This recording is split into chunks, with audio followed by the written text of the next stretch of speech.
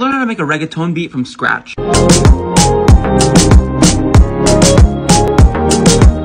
So most reggaeton beats range from 90 to 100 BPM, so I'll stick with 95. The first things first is to always start with this drum beat. To give it flair, I like to put a hi-hat on the offbeat. Now, one thing I noticed for a lot of the melodies or the chords is that they're always very closed. In other words, we have to EQ it to make sure it's kind of closed off. So for example, I might use this piano as a good starting point.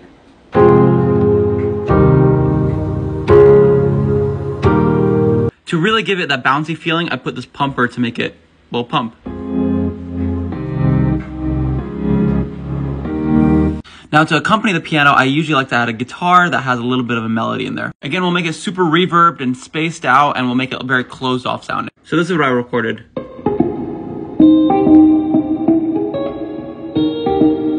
And again, I put the pumping effect to really give it the bounciness. Now for the bass line, remember, we want it to sound really dancey. So I go with something that's really funky. And pumper in there. And for those wondering, the bass I'm using is the Massive X Patrol Bass Synth. Now, you don't have to do this, but if you really want to take it that one extra step, you'd add a counter melody on the piano like this.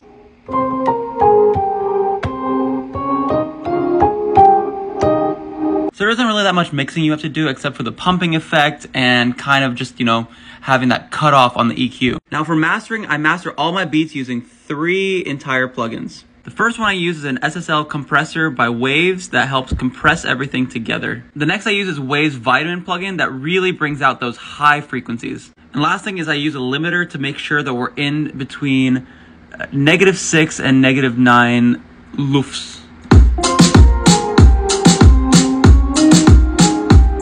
See that last plugin, loudness, is just to see how loud it is. Anyway, so that's it. That's all the producing, the mixing, the mastering, all that's done. All we have to do left is just to structure it and kind of, you know, put it together.